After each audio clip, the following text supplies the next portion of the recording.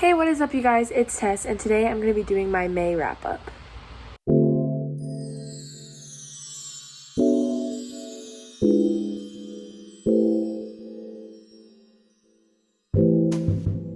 So today I'm going to be talking about the 8 books that I read in May, plus the 2 that I read in April, just because I want to include those as well, just because I want people to know that I read them, and I want to give a short little review on them. Because in my monthly wrap-up is mainly where I talk about how I felt about the book, and it will decide whether or not you'll see about it more in my videos. And the past 2 months have been really good reading months for me. I only read two books in April, but they were both really good books, and then all the books I read this month were really good. I didn't DNF anything, and so I wanted to talk about them and give them like an in-depth review, so that if you've been on the fence about reading them, you can read them too. So the first book we're going to talk about is the first book I read in April, and that is Reminders of Him by Colleen Hoover. This book does have a pregnancy trope, but it is also like a second chance romance, not between the two main characters, but between one main character is getting a second chance at love, which is one of my favorite tropes, is when they've gone through something really traumatic that has made it so they've lost their first relationship, and then they're able to get a second chance at love. I think it's really good. I'm not going to tell you what it's about, just because when I read it, I didn't know what it was about at all, and it kind of helped me have no expectations of what I thought the story was going to be. And so I want to give you guys that same experience. I'm sure there's another YouTuber or TikToker who has talked about what Reminders of Him is about. It's definitely one of my favorite Colleen Hoover books. I'm going to try to read all of Colleen's books this summer to be able to make a final ranking of all the Colleen Hoover books, but this one's definitely in my top 5 for sure. I really enjoyed it. I rated it 5 out of 5 stars. I rated all of Colleen Hoover's books 5 out of 5 stars, but I'm going to give them all a reread to adjust my list better. But that was one of the books that I read in April. The second book that I read in April was Paper Princess by Erin Watt. I do own the book. I just haven't had it because my friend Siobhan is reading it, and then I gave it to my friend Ayla to read, so I don't have the physical copy. I talked about it in my last video a little bit, but it's basically just a story about a girl who her mom dies, and her dad's best friend takes guardianship of her and offers her $10,000 a month if she stays with him instead of running away. It's completely consensual, like he gives her the entire option whether or not she wants to stay, and she chooses to stay. And he has 5 sons, and they all hate her at the beginning, and they basically just like warm up to her, and then a lot of other stuff happens with like their lives in general. It's really, really good. It's like a high class family living in like New England area. I thought it was really good. I have not read the third book, but I read the second book as well. That was my first book of May. I finished the first book on May 1st. And then I started reading the second book, which is Broken Prince, and I thought that one was even better than the first book. They slowly get better because you start to not notice how cringy they are when you become connected to the characters. Like I said in my last video, when I do read about problematic authors, I try to make sure that my audience knows that they are problematic authors and choose whether or not to support them. Erin Watt is a pseudonym name for a dual author, and one of the authors is Elle Kennedy, who has been exposed for being Islamophobic, and also her books are just not very diverse, and she's also lesbophobic, and uses gay characters just to have some diversity in her books, so just be aware of that. I'm sure you can find a lot of research on it, but when reading Paper Princess, I would recommend checking it out from the library or Kindle, or buying it secondhand, borrowing it from a friend, etc. But yeah, those were the first 2 books that I read in the series, and I have the third one, but I didn't want to keep reading it. So moving on to the next book I read. Next book I read was, I actually have with me, which is A Court of Thorns and Roses by Sarah J. Maas. I actually really enjoyed ACOTAR and wish that I had read it sooner. Sometimes I forget that I like fantasy books, and then when I opened ACOTAR to read it, I was like, whoa, like, this is putting me back into my fantasy phase, which you'll see in a second. I don't know, I just really liked ACOTAR. I know that it is also by a problematic author, but there's a lot of research about Sarah J. Maas, so hopefully you guys all know about that by now. I'm gonna attempt to buy all of her books secondhand with matching covers, so like through Depop or thrift books, etc., because I don't want to support her because she is fatphobic and has been extremely rude to other authors, so I want to make sure that I'm not supporting something that's like directly like hateful against people that look like me and are me. So yeah, I really liked ACOTAR. It transported me into a completely different world that I could have never imagined. I understand why people love it so much, and I understand why there's such a cult fandom for it. But yeah, I'm very excited to read it. I gave this book 5 out of 5 stars as well, and I really love Tamlin, which is really sad because I know that everyone hates him by the next book, and so like I'm excited because I know that's obviously for a reason, and it's gonna be a reason that has to be really good. But yeah, anyways, I read ACOTAR, and then I finally finished the Hunger Games series with Mockingjay by Suzanne Collins. Everyone has read these books, and I have never read them, but I listened to the first book as an audiobook, and then I read the second book on my Kindle because all the Hunger Games are on Kindle Unlimited, and then I read the first half of the book on an audiobook, and then I really wanted to finish it, and so I read the physical copy because the audiobooks read slower than I do, but it's nice to just, like, relax. I'm so sad. I actually really loved the Hunger Games. I loved the Hunger Games movies growing up, and like in quarantine I watched them so many times, and I just have like a really big connection to the characters in the book, and I'm so inspired by Katniss and how strong she is, and I'm actually in love with Finnick, and it's actually nuts, but I really liked it. My favorite book in the series is Catching Fire, but that's just because I love Peeta and Katniss's relationship in Catching Fire, and so it's like really hard to read Mockingjay when they're like not on good terms, if you want to say that. But I do love Mockingjay for Katniss's character development. I have the Ballast of Songbirds and Snakes, but it's going to take me a long time to read it, probably. Just because I don't really care to read it. I don't really like President Snow. But I will be reading it eventually, just because I'm a Hunger Games stan through and through. So, I read that book a little while ago at the beginning of May, and I rated it 5 out of 5. I'm a very easy 5-star reader.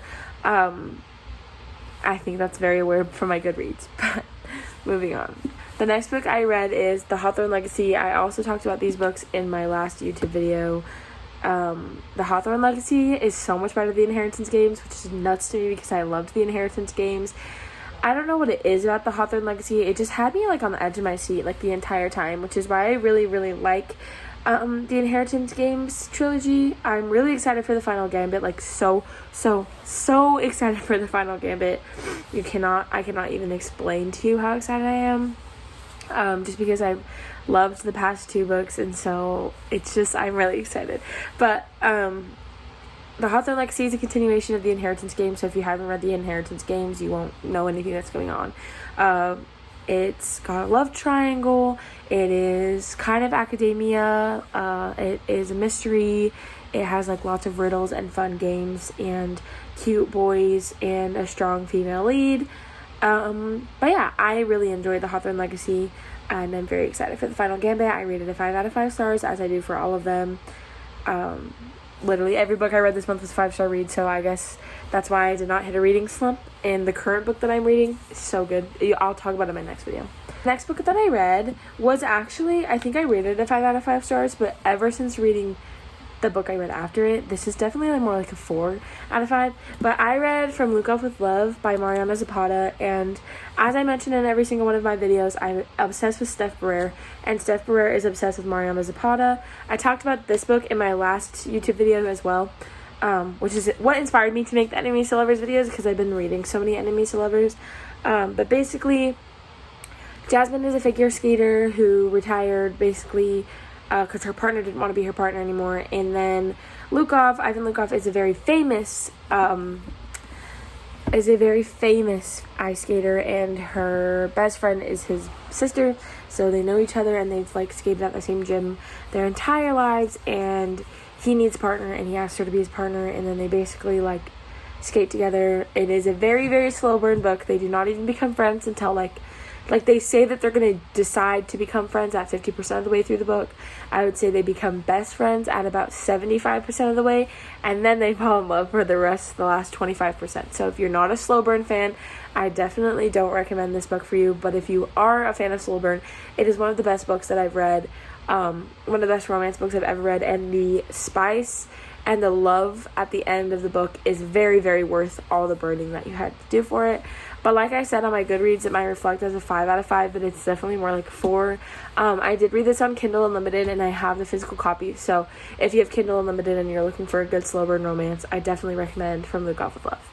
Now, the next book that I read, I cannot stop thinking about. I'm actually obsessed with it, and I don't think I will ever get over it, and that book is Coltee by Mariana Zapata. I bought these books like 2 days apart, so I like went to the bookstore and I saw Mariana Zapata in the bookstore for the first time. I saw Coltee, and I was like, I actually do have to buy this because I like never read it, but I love Steph Burr and I trust her with my entire life. And so I was like, okay, so I'm gonna buy it. So I bought it, and then I read From Luke Off with Love first because I found that one later and I had wanted to read that one more, and now Coltee is my favorite. So yeah, I definitely want to read a lot more Mariana Zapata this summer. Her books are just really, really long and harder to get into, and so it's taking me a second, but all of her books are on Kindle Unlimited right now, and so I will be reading one really soon.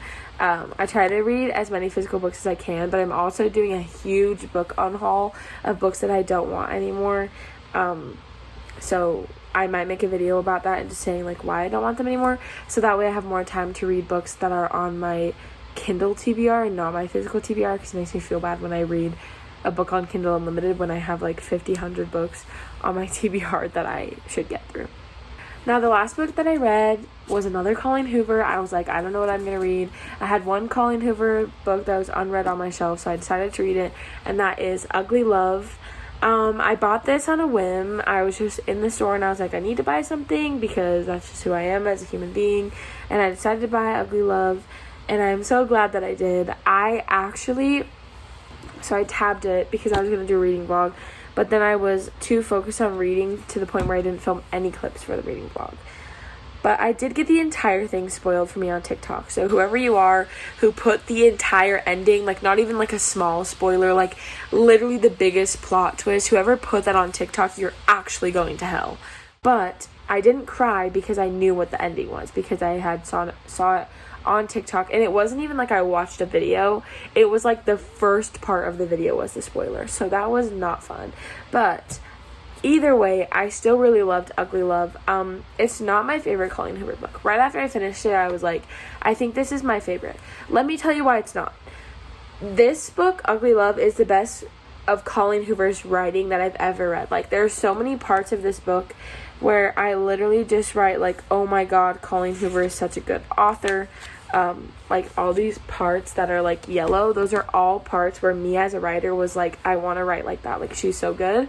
But the actual plot of the story pissed me off. Like, I think it's just because maybe I'm just not a fan of the friends with benefits trope, but it was like every time Miles would be like, oh my god, like he just wants me, or she just like, or sorry, I keep getting their names mixed up because they both have like more masculine names, but when Tate would be like, he just wants me for sex, but maybe he doesn't, like, and then she would get mad at him when he kept saying that he only wanted her for sex. I'm like, girl, he literally told you that when you started having a relationship with him. And so I think it was just like, I thought she was whiny, but I also hated Miles. Like, I literally like made so many notes of like where I'm like, he's literally an asshole and I hate him, but I think it's just because he led Tate on the whole time. So this is my only couple of Colleen Hoovers that I was like, I do not ship. I'm glad that there was a happy ending. I didn't think there was going to be. Definitely not my favorite of Colleen Hoover's actual stories, but the writing is so beautiful, which is why I rated it a 5 out of 5 because of her actual writing. It was gorge, and I definitely will be going and rereading the passages that I highlighted just based on her writing so that I can do my own reflecting and put them into my novel. Thank you guys so much for watching. This is just like a little bit more of a chill video today. I'm gonna hopefully have this posted tomorrow, June 2nd, so that's not super late. And then I'm also gonna post a video on Friday, which is my June TBR, Friday, which is June 4th. Yeah, because I have a lot of books on my TBR and I want to read a lot this month. I don't really have that much to do other than work, and I read at work, so we shall see what I read. Again, I say thank you so much for watching. I will see you guys in my next video, which is going to be my TBR video. And yeah, have a great day. Like, comment, and subscribe videos that you would like to see. Make sure you're following my TikTok for more content, and also my Bookstagram, which is slowly but surely updating, or like upgrading. I'm slowly uploading to be better at the bookstagram thing. I really appreciate you guys, and yeah, thank you so much for watching. I'll see you next time. Have a great day.